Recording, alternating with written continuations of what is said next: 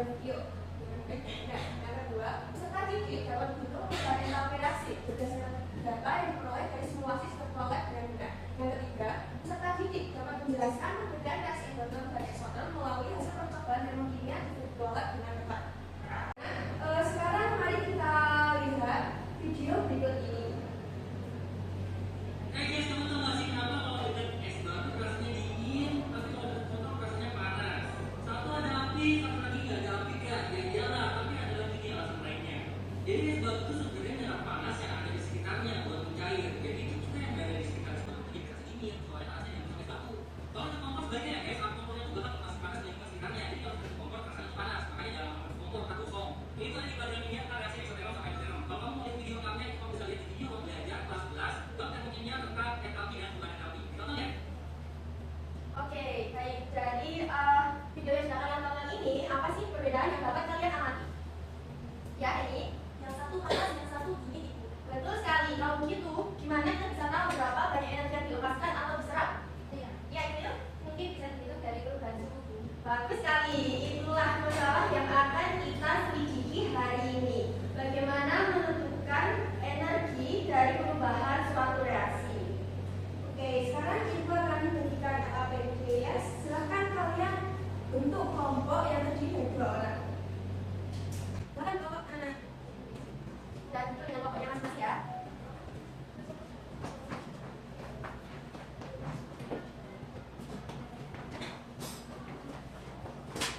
Ayo.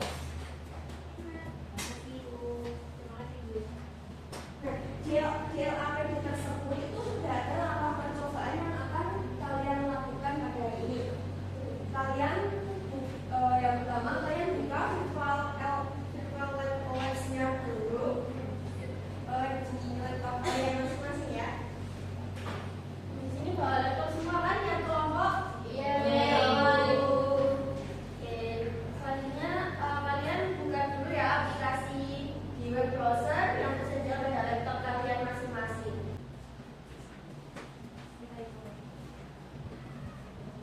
Ya, ini sudah ada yang kita sudah percobaan lama-lama percobaannya ada.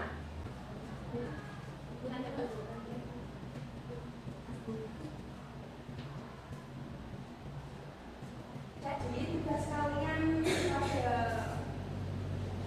praktikum virtual kali ini yaitu mengamati suhu awal dan akhir saat sedang dilakukan dalam air, lalu mencatat data dan tentukan apakah reaksinya eksoterm atau endoterm. Nah, pada percobaan kali ini kalian bebas berdiskusi dan menuliskan dugaan di kolom revisi LAPD yang sudah ibu sediakan ya. Apa sudah terbuka semua web OLED-nya? Sudah. Baik, apakah sudah muncul tampilan seperti ini? Iya, sudah Ibu. Sini Ibu akan mencontohkan untuk percobaan yang pertama saja ya. Nanti selanjutnya kalian organisasikan sendiri dengan kelompok kalian masing-masing.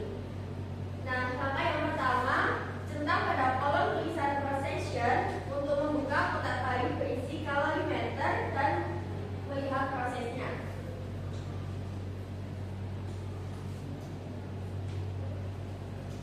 Kemudian klik tahan dan arahkan gelas kimia beaker gelas yang berisikan 50 ml air dingin dengan suhu awal 27 derajat Celcius ke dalam kalorimeter.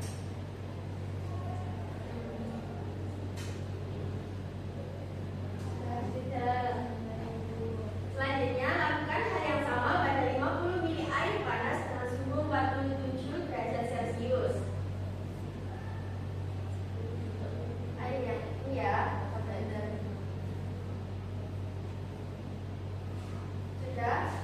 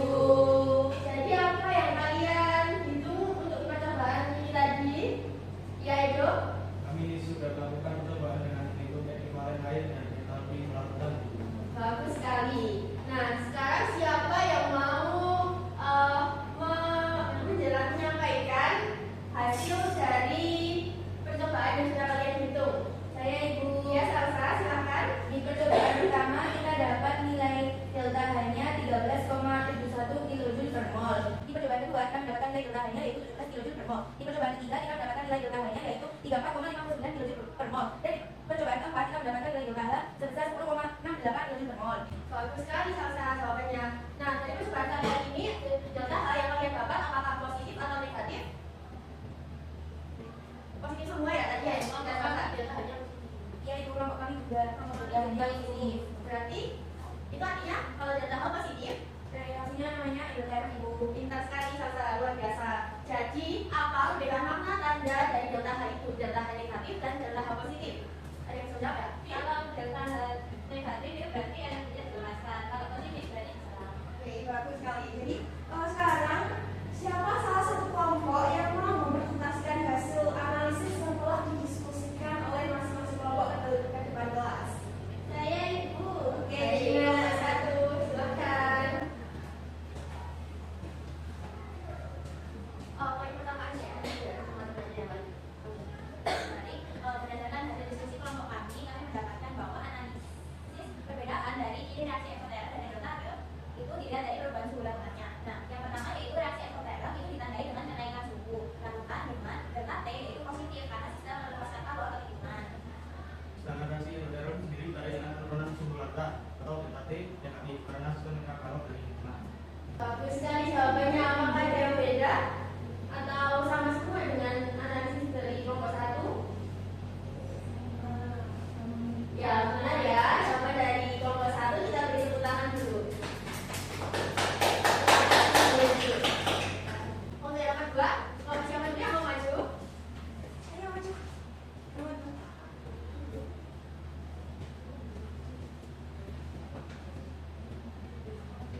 Ayo ikut kelompok. Ya, maju.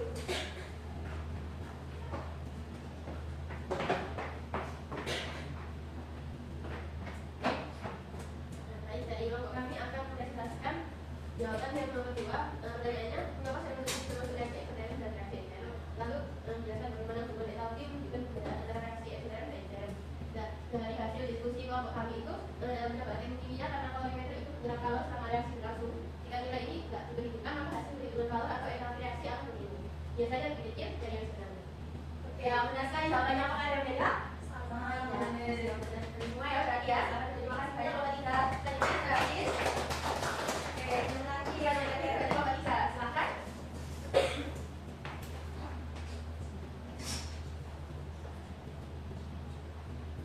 Assalamualaikum warahmatullahi wabarakatuh. Waalaikumsalam warahmatullahi wabarakatuh. Kami dari kelompok 2 akan membacakan analisis ketiga yaitu kesimpulan singkat tentang perbedaan reaksi eksoterm dan endoterm berdasarkan hasil praktikum yang telah dilakukan. Berdasarkan hasil praktikum dapat disimpulkan bahwa reaksi eksoterm ditandai dengan kenaikan suhu larutan dan memiliki delta H negatif yaitu melepaskan kalor, sedangkan reaksi endoterm ditandai dengan penurunan suhu larutan dan memiliki delta H positif menyerap kalor. Dengan mengalami suhu tersebut, praktikum dapat membedakan dan jenis reaksi tersebut secara jelas. Sekian presentasi dari kelompok 2. Assalamualaikum warahmatullahi wabarakatuh. Waalaikumsalam warahmatullahi wabarakatuh. Bagus sekali ya. Oke, sekarang siapa yang bisa mengaitkan hasil temuan tadi atau praktikum yang telah kalian lakukan ini dengan contoh kehidupan sehari-hari? Ayo, oke Nadia. Kalau masa akhir itu endoterm dulu. Yang dapat kebakaran kayu itu endoterm. Oke, bagus sekali ya. Nadia sudah paham dengan materi kita hari ini. Bagus sekali ya, dari hasil analisis kalian semuanya benar dan dari kelompok 1, kelompok 2, kelompok 3 jawabannya benar. Nah, sekarang kita refleksikan apakah perhitungan delta H sudah mengikuti rumus dasar keluar dengan benar yang kalian gunakan tadi. Ayo, siapa yang mau merefleksikan dirinya? Oke, Edo, silahkan. Kami awalnya tadi salah rumus dulu. Oke. Namun setelah diskusi dengan kelompok lain, sekarang kami tahu makna dari data positif dan data negatif. Oke, bagus sekali ya. Dari kesalahan tersebut muncul pemahaman. Oke, sekarang siapa yang mau membagikan refleksinya pada nomor 2 yang hasil catatan menunjukkan reaksi eksoterm atau endoterm?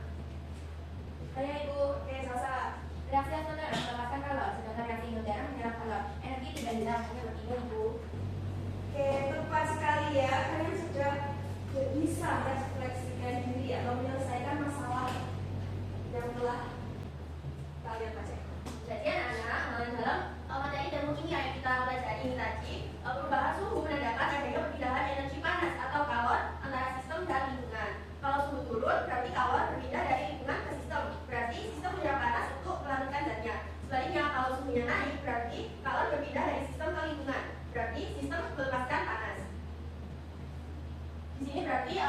dilepas atau kalau yang dilepas sama